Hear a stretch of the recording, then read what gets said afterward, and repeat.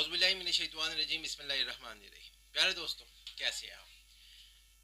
आज का जो टॉपिक है हमारा, जिस पे आज हम बात करेंगे, ये पंजाब में स्पेशली लाहौर में एक मंसूबा चल रहा है, लहर मंसूबा। इसके अलावा ये जो टॉपिक आज का है, ये पूरे पाकिस्तान में लागू होता है कि जब भी हुकूमत को, गवर्नमेंट को, जब भी किसी अराजी की ज़रूरत हो तो गवर्नमेंट वो अराजी ले सकती है।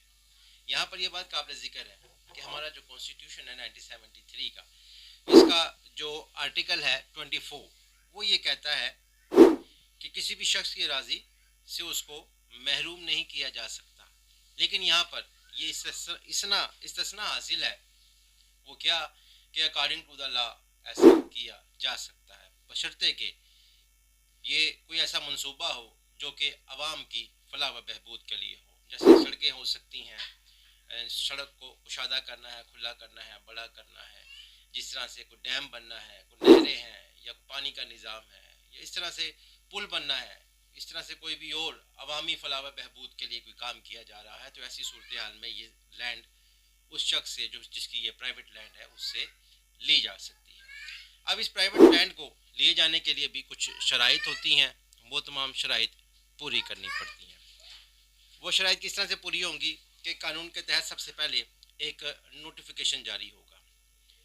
उस नोटिफिकेशन में बताया जाएगा कि ये एक मंसूबा है, इस मंसूबे के लिए यहाँ से लेकर यहाँ तक सरकार को ये ज़मीन रिक्वायर है, और ये इतने रकबा या इतनी तादाद में इस मकसद के लिए ये तमाम डिटेल बताई जाएगी।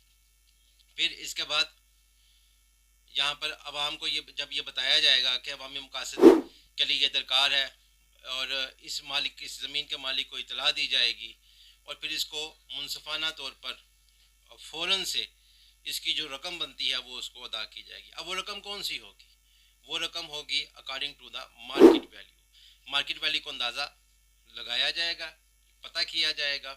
जो मार्केट वैल्यू है, उस मार्केट वैल्यू के मुताबिक फ़ौरन से वो तमाम रकम उस शख्स को अदा की जाएगी, और उस शख्स से फिर वो प्रॉपर्टी हासिल कर ली जाएगी आवाम के फलाह व बहबूद के मकासद के लिए। ऐसा हरगिज़ नहीं है कि वहाँ पर वो प्रॉपर्टी लेने के बाद सरकार कोई किसी और को बेच देगी या किसी और इदारे को बेच देगी, या वहाँ पे कोई और ऐसी एक जिसकी ज़रूरत नहीं है वहाँ पे वो काम करेगी। ऐसा हरगिज़ नहीं हो सकता है। तो बसूरत दीगर बजरिया कोर्ट इसको चैलेंज किया जा सकता है। पहले सरकार को ये साबित करना है कि आवाम की फलाह व बहबूद के लिए ये मंसूबा बनाया जा रहा है। इसके बाद में अब जिस शख्स की ये प्रॉपर्टी है, उस शख्स को भी ये चीज़, उसके पास क्या होना चाहिए, उसकी भी कुछ जिम्मेदारी है। जिसकी ये प्रॉपर्टी है, जैसे उसकी प्रॉपर्टी जिस पर वो काबिज है, ऐसा ना हो कि अगर वो बैठा उस प्रॉपर्टी पर है और वो जगह उसके परदादे के नाम है, तो उसके पास कागजात तो डॉक्यूमेंट्स तो मुकम्मल ना हुए। जिस जो प्रॉपर्टी है उसके डॉक्यूमेंटेशन जो है इसके पास कंप्लीट होने चाहिए। ये कंप्लीट डॉक्यूमेंटेशन, उसको उसकी विरासत बननी चाहिए, उसके नाम पर फ़र्द बननी चाहिए, रजिस्ट्री होनी चाहिए, या जो भी मुतलका डॉक्यूमेंट्स हैं।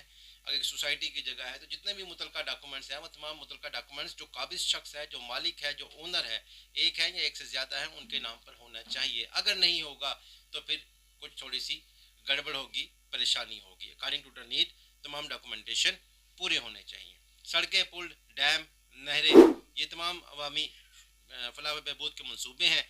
इनके तहत ये जगह, ऐसी जगह एक्वायर की जा सकती है। सरकार की भी ये जिम्मेदारी है कि वो मुकम्मल तहकीक करे, बाकायदा इतला दे, बाकायदा टाइम दे, जो मार्केट वैल्यू है उसके मुताबिक फ़ौरन से मुनसफ़ाना पैसों को अदा करे।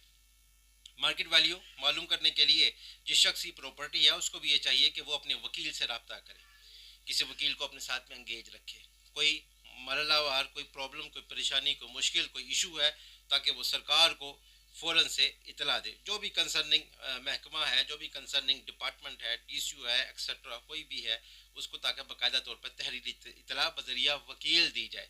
क्योंकि आम शहरियों को इतनी ज़्यादा मालूमात नहीं होती हैं, जिसकी वजह से वकील ना करने की बिना पर आम शहरियों को लॉस हो जाता है, नुकसान हो जाता है। लिहाजा इस नुकसान से बचने के लिए, अब होता तो यही है ना, लोग चाहते हैं कि हम किसी वकील को एंगेज ना करें, हम खुद से तमाम मामला कर लें। तो वो एक 10 रुपये बचाने के चक्कर में अपना 100 रुपये का नुकसान कर बैठते हैं। तो लिहाजा किसी वकील को एंगेज करें। वकील को एंगेज करने के बाद वो तमाम मामला, अपने तमाम लीगल मामला कानून के ज़रिए से चलाएँ, आपको किसी जगह पर नुकसान नहीं होगा। कानून की जो हुक्मरानी है वो सब पर लाजिम है। ऐसा नहीं है कि रियासत उस कानून से मुस्तस्ना है। जो कानून रियासत के लिए है वो मेरे लिए भी है, आपके लिए भी है, सबके लिए एक ही कानून है।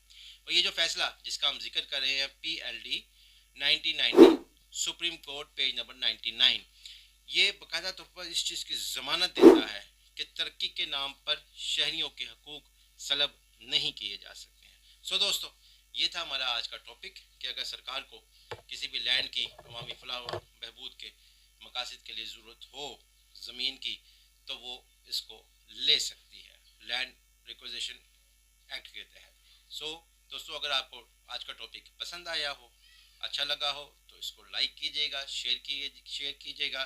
चैनल को सब्सक्राइब नहीं किया तो चैनल को सब्सक्राइब कीजिएगा और इसमें कमेंट ज़रूर कीजिएगा। आज के लिए इतना ही, फिर किसी अच्छे टॉपिक के साथ हाजिर खिदमत होता हूँ। अल्लाह हाफिज़।